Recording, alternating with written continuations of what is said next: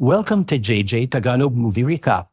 Isang simpleng mesa lang sana ang bibilhin ng lalaki, pero dahil sa kanyang matigas na ulo, nauwi ito sa pinakamalaking trahedya ng kanyang buhay. Isang aksidenteng hindi na niya mababawi. Hindi sinasadya ng lalaki na mabitawan ng kanyang bagong sinang na anak, at sa isang iglap, nawala ng buhay ang sanggol. Natakot siya, paano niya sasabihin ito sa kanyang asawa? Ngunit sa pagkakataong yun, papalapit na ang kanyang asawa. Para hindi magising ang sanggol, sinikap niyang huwag gumawa ng kahit anong ingay. Bawat hakbang ng kanyang asawa ay dagdag na kaba sa digdig niya. Malapit nang makita ng kanyang asawa ang katawan ng sanggol. Sa sobrang takot, agad na tinawag ng lalaki ang kanyang asawa, Maria. Kakatulog lang ng baby, sagot niya. Ako na ang bahala sa kanya, sabi ng lalaki, pilit na pinapakalma ang kanyang boses.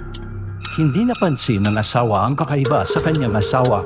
Akala pa nga niya, nagiging responsableng ama na ito. Wala nang pag-aalinlangan siyang umalis sa kwarto. Ngunit pagkaalis ng asawa, ang lalaki ay nabihag ng walang katapusang pagsisisi at takot. Dahil sa kanya nangyari ang hindi inaasahang pagkamatay ng bata. Kasalanan niya ito dahil sa pinilit niyang bilhin ang center table na iyon. Ilang oras lang ang nakalipas, naghahanda ang mag-asawa na bumili ng mga kasangkapan para sa bahay. Pagdating pa lang nila sa mall, napansin agad ng lalaki ang isang kakaibang center table. Dahil sa mga papuri ng sales lady at dahil na rin sa kakaibang disenyo ng mesa, agad siyang naakit. Mahal ko, gusto ko ang mesang ito, sabi niya sa kanyang asawa. Sus, pangit ng bagay na yan, sagot ng asawa. Masyadong delikado dahil gawa sa salamin at hindi rin bagay sa estilo ng bahay natin. Matibay niyang tinutunan ang gusto ng asawa lalo na't may anak na sila. Ngunit para patunayan ang kanyang katayuan sa kanilang tahanan, nagpumilit ang lalaki. Nauwi ito sa malaking pagtatalo. Sa palagay niya, simula nang ikasal sila, wala siyang napagdesisyonan kahit isa man lang. Habang nag-aaway ang mag-asawa, sinamantala ito ng sales agent. Pinurin ito ang kalidad ng mesa at mayabang pang ipinakilala ang lakas at tibay ng salamin. Nasaksihan ng walang katwirang pangyayari, agad na umalis ang asawa sa mall. Ngunit hindi pa rin pinansin ng lalaki ang nararamdaman ng kanyang asawa at ipinagpatuloy ang pagbili ng coffee table. Dala ang kanyang kasiyahan, mag-isa niyang dinala ang coffee table pauwi. Ngunit hindi niya alam na ang kanyang pagiging matigas ang ulo ay magdudulot ng malaking kapahamakan sa buong pamilya. Habang inaayos ang mesa, agad niyang natuklasan na kahit anong gawin niya, hindi niya maipantay ang isa sa mga paa nito. At ayon sa plano, nawawala pala ang isang tornilyo. Para matapos kaagad ang pag-assemble ng mesa, agad niyang tinawagan ang sales representative para dalhin ang kulang na tornilyo. Habang hinihintay ito, tinitigil niya ang mamahaling coffee table na nasa harapan niya. Hindi rin tumitigil ang asawa sa pagsaway sa kanya dahil sa pagiging matigas ang ulo. Sa palagay niya, ang pagbili ng mamahaling center table ay para lamang maipakita ang kanyang kapangyarihan. Para maiwasan ang muling pag-aaway, napagpasyahan ng asawa na siya na lamang ang bibili ng mga pagkain sa mall. Iniwan niya ang asawa upang alagaan ang sanggol. Ngunit pagkalabas pa lamang ng ina sa silid, parang nakaramdam din ang sanggol ng isang masamang pangitain. Nagsimula itong umiyak ng walang tigil. Bilang isang unang beses na ama, sinikap niyang patahanan ang sanggol. Kakainin kita, malambing niyang sabi. Tingnan mo, ang ganda ng lamesa. Gusto mo ba ang bagong mesa ni Papa? Ano sa tingin mo sa lamesang ito? Ang ganda-ganda, di ba? Akala ng lalaki, mararanasan ng sanggol ang saya ng pagkakalab sa mesa. Pero hindi niya inaasahan na ang mababang kalidad ng ibabaw ng mesa ay biglang pakutok at tuluyang tatama sa ulo ng sanggol. Agad na nabahira ng dugo ang buong silid. Sa sandaling iyon, sobrang natakot ang lalaki. Namimili pa naman ang kanyang asawa ng mga sangkap. Hindi niya alam na naganap na ang malaking trahedya sa kanilang tahanan. Pinagmamalaki pa naman niya sa mga kaklase niyang nakasalubong ang kanyang masunuring anak. Samantala, nababad na ng dugo ang buong mesa. Ang mga basag na bubog ay tumusok din sa braso ng lalaki. Hindi makapaniwala ang lalaki sa mga nangyayari sa hanap niya.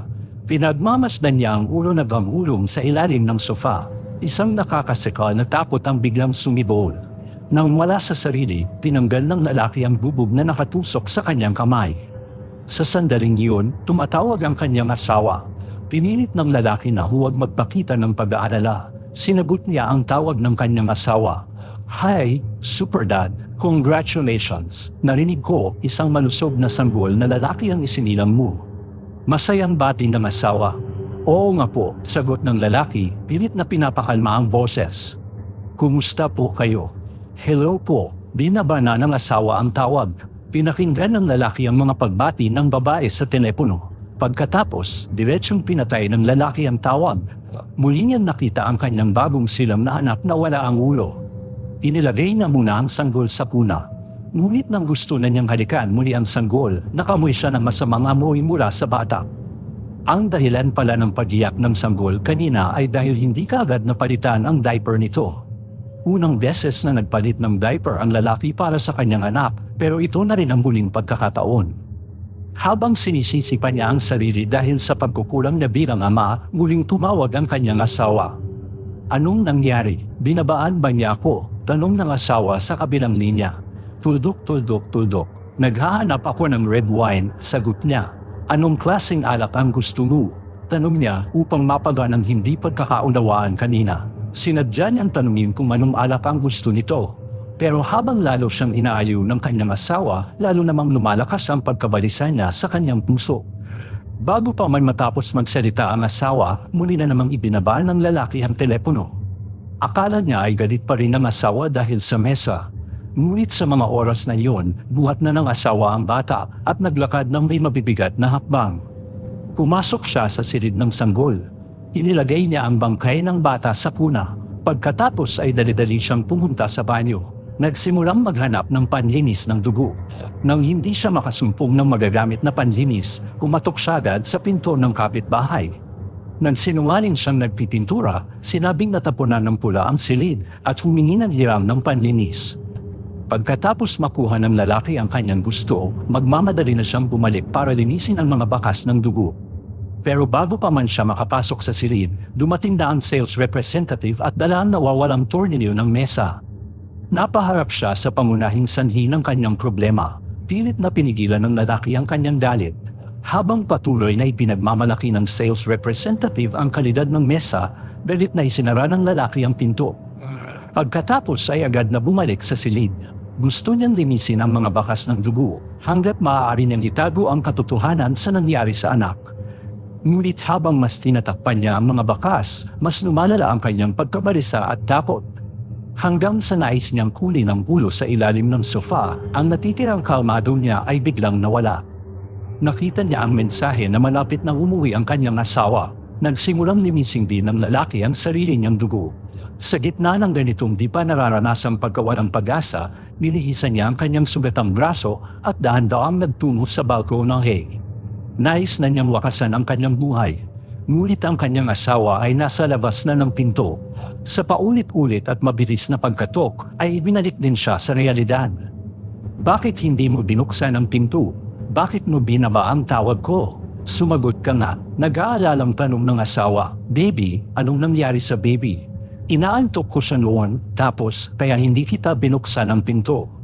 Mahirap siyang patahanan. Pagkaalis mo, umiyak siya, paliwanag ng lalaki. "Pwede bang huwag ka munang pumasok sa kwarto ng baby?" Nahihirapan siyang makatulog. "Okay," sagot ng asawa. "Nagpoop na ba siya?" "Hindi pa." "Nasuri mo na ba?" "Oo, muntik na akong atakihin sa puso dahil hindi mo binubuksan ang pinto." "Akala ko may nangyari ng masama." "May nangyari na," mahinang sabi ng lalaki. "Nabasag ang salamin, yung bago mong glass table. Ang di masisira, brown na salamin. Ito ang kapalit." Hindi sinabi ng lalaki sa asawa niya ang aksidente ng bata, kundi sinabi niya nabasag lang ang lamesa. Nakita ng asawa ang sahig na puno ng dugo. Sinabi lang ng lalaki na galing yun sa braso niya. Hindi napansin ng asawa ang kakaiba sa kilos ng kanyang mister. Pumunta na siya sa kusina para magluto ng hapunan. Ngunit sa oras na iyon, patuloy na tinatawanan ng asawa ang kanyang mister. Akala niya ay ang laging iniisip nitong mesa ay basta na lamang nasira. Ini-imagine niya ang mister na nakikitang nababasag ang mesa. Parang nakaramdam ang asawa ng kaunting sayang panalo. Sa harap ng panunukso ng asawa na may pagmamalaki, hindi alam ng lalaki kung paano sasabihin sa kanya ang totoo. Ramdam ng asawa ang matinding kalungkutan ng kanyang mister. Ayaw na rin niyang magpatuloy sa mga biro. Gusto na niyang puntahan ang sanggol sa silid at kukunin na rin niya ang monitor ng sanggol. Habang pinapanood ang asawa nang papunta sa silid, lalo lang gamulo ang isipan ng lalaki. Panapit na ng panapit ang asawa sa pinto, ngunit pinigilan siya ng mister. Maria, tawag niya sa kanyang asawa. Kakatulog lang ng baby, ako na ang bahala sa kanya. Nakita ng asawa ang unti-unting pagtanda ng kanyang mister. Akala niya ay may pananagutan na siyang tulad ng isang ama. Pagkatapos ay umalis na siya sa silid. Pero hindi na naglakas loob ang kanyang mister na sabihin ang totoo. Kinuha niya ang baby monitor ng bata at muli silang nagtulungan ng kanyang asawa sa pagluluto.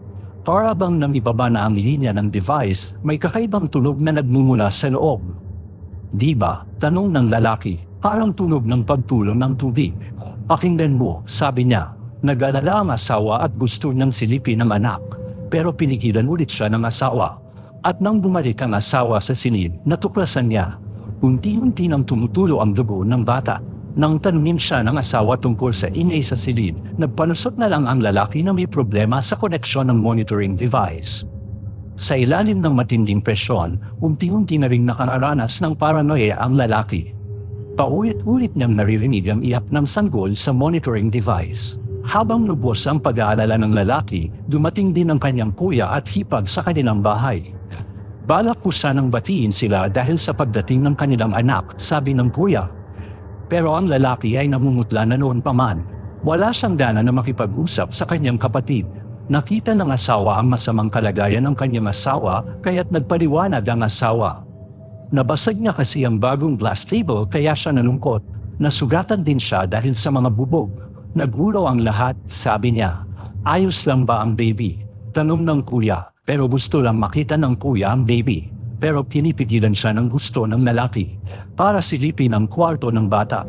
Kahit nahawak ng bayaw ang litrato ng bata at nagsimula ng eye comparison, parang sinasaksak ang puso ng lalaki. Habang mas lumalaki ang pagmamahal nila sa bata, mas lumalapit naman siya sa pagbagsak dahil sa patuloy na pagdami ng kanyang problema. Sinimulan na niyang gamitin ang alak para manhid, pero patuloy pa rin ang tawanan sa hapag. Para hindi na niya kayanin ang paghihirap ng kanyang kalooban, unti-unting nagkaroon ng mga guni-guni. Pinagmamasdan ng asawa ang di pangkaraniwang kilos ng kanyang mister at ang pawis na umaagos sa kanyang ulo. Paulit-ulit na tinatanong kung ano ba ang nangyayari. At ang kuya naman ay para mabawasan ang awkwardness ng sitwasyon ay ibinalita ang pagbubuntis din ng kanyang misis. Para naman maging masaya ang kanyang kapatid, balak sana itong isang napakasayang pangyayari. Pero bigla na lang tumayo ang lalaki at umalis sa hapagkainan. Nakita na lang siya sa banyo at nagsimulang magsisi sa mga nagawang kasalanan. At ang lahat ng kanyang sinabi ay narinig ng kanyang kuya na dumating. Ano ba ang sinasabi mo? Nagugulo ang tanong ng kuya. Hanggang sa dinala ng lalaki ang kanyang kuya sa kuna. Doon lang napagtanto ng kuya na patay na ang bata. Wala na ang ulo nito. Naputos ng bubog. Nasaan ang ulo? Nagpapanik na tanong ng kuya. Nasa ilalim ng sofa. Natatakot akong kunin. Napagdesisyonan ko ng tumalon mula sa balkonahe.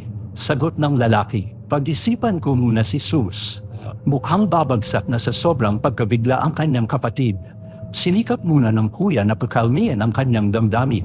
Ngunit may narinig silang boses ng asawa mula sa labas ng pinto. Ano ang pinag-uusapan ninyo? Tanong ng asawa. Mga bagay lang ng magkakapatid. Huwag kang mag-alala, sagot ng kuya. Natutulog pa ba ang baby? Magpapasuso ako sa baby mamaya, sabi ng asawa. Pagkaalis ng asawa, pinagbilinan din ng kuya ang kanyang kapatid na magayos na ng kanyang kalooban. Dapat talagang hindi makita ng asawa niya ang sanggol na walang ulo. Pero dapat niyang sabihin ito sa asawa niya ng mahinahon. Dapat tiyakin niyang maayos ang kalagayan ng asawa niya. Ngunit nang magsisimula na siyang umamin sa kanyang nagawang pagkakamali, dumating ang kapitbahay para humingi ng cleaning agent na hiniram ng lalaki. Nang ibaba ng batang babae ang hawak niyang tuta. Bago pa man makapagtapat ang lalaki, sinundan ng tuta ang mga bakas ng dugo sa sahig. Ang mga bakas ng dugo sa sahig, nagsimulang umungal ng paulit-ulit sa sofa. At kahit sa gulat na ekspresyon ng kapatid niya, diretsyo nitong kinagat ang ulo sa ilalim, isang ulo ng tao, ulo ng tao. Umalis na tayo rito, Maria, dalhin mo na si Maria palayo rito. Christina, pag-ibig mo. Kahit anong gawin ng kapatid niya para mapaalis siya roon, ngunit di na may napansin ang asawa sa mga oras na iyon. Napansin niya ang katahimikan ng kanyang asawa at ang pagkataranta ng mga taong nasa paligid. Diretso na kinuha ng babae ang hawak ng lalaki, ngunit ang hanap na dating yakap-yakap niya ay ulo na lamang ang natira. Nang makita niyang wala na ang kanyang anak, tuluyan ng gumuho ang kanyang emosyon. Hindi siya makapaniwala sa mga nangyayari sa harap niya. Diretso siyang nagtungo sa balkonahe, tapos sa harap ng maraming tao, walang pag-aalinlangang tumalon siya. Sa paningin niya sa balkonahe, sumunod din agad ang asawa at tumalon. Habang sinusubukan ng pulis na imbestigahan ang pangyayari, ang kuya na nakasaksi sa lahat ng ito, matagal na siyang nabubuluhan at paulit-ulit na inulit ang isang parirala. Anong parirala? Mesa ng kape, alternasyon. Kung gusto mong malaman ang buong istorya at kung paano nauwi sa bangungot ang simpleng pagbili ng mesa, panoorin mo hanggang dulo at huwag kalimutang i-like, i-share at mag-subscribe dito sa JJ Tagalog Movie Recap para sa iba pang nakakakilabot na kwento.